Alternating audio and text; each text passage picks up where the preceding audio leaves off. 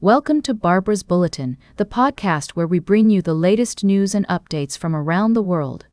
We're starting off with a developing story out of Iran, where the country is still reeling from widespread protests that have resulted in thousands of deaths and arrests.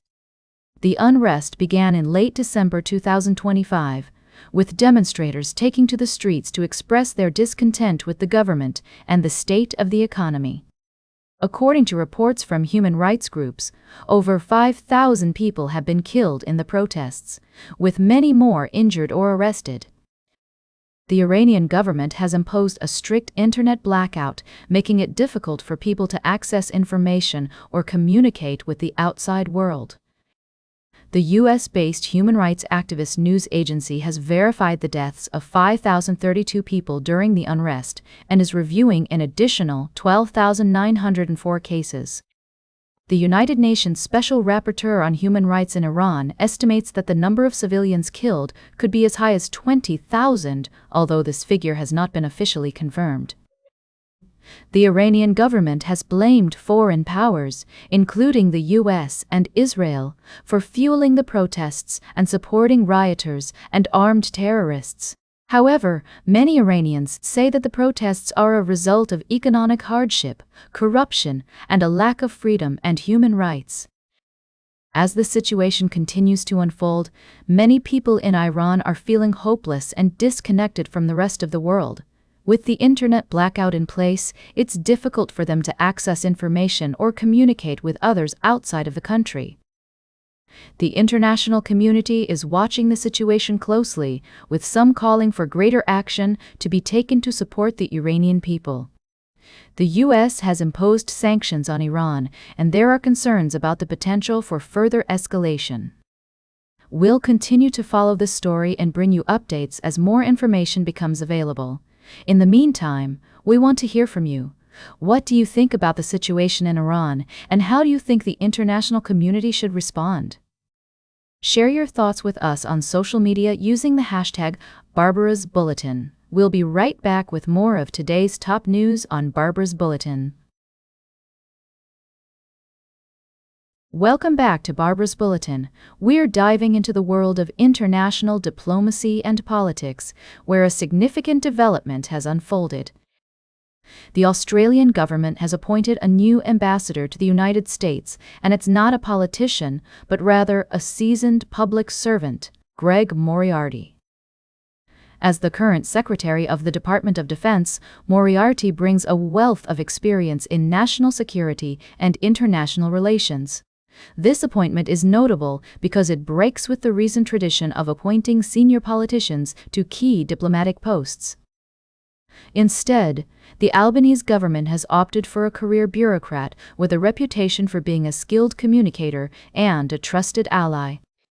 Moriarty's background as a former chief of staff to Malcolm Turnbull and his experience as ambassador to Iran and Indonesia make him an excellent choice for this critical role.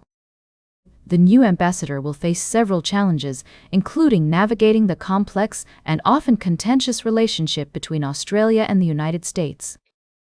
One of the top priorities for Moriarty will be to ensure the Trump administration remains focused on the AUKUS Pact, a crucial security agreement between the two nations.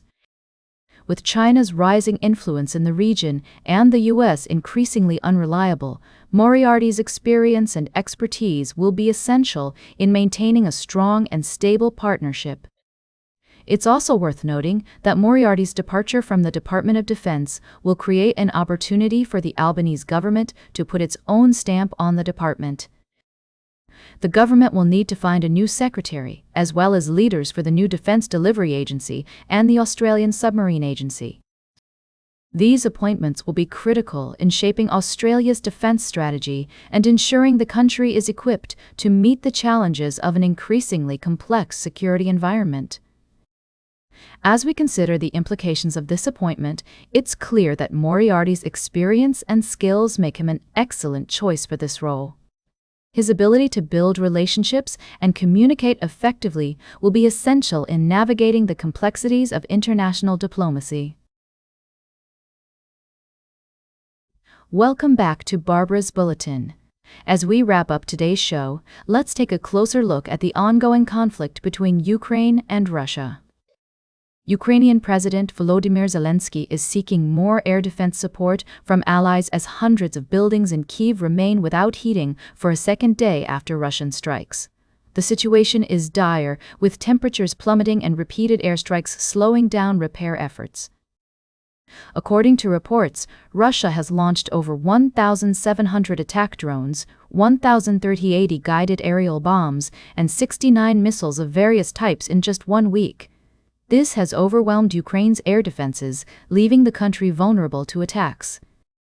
Zelensky has appealed for more missile support from the US and Europe to strengthen Ukraine's air defense systems. Despite the challenges, Zelensky remains optimistic, describing recent talks with Russia as constructive. Both sides have agreed to meet again in Abu Dhabi next week to discuss a potential end to the conflict. However, it's unclear what progress can be made, given the ongoing violence and destruction. As the situation continues to unfold, it's essential to consider the human cost of this conflict. Hundreds of thousands of people have been displaced, and many are struggling to access basic necessities like heat and electricity. It's crucial for the international community to come together to support those affected and work towards a peaceful resolution. That's all for today's Barbara's Bulletin. Remember to like, share, and subscribe, and until next time, stay engaged.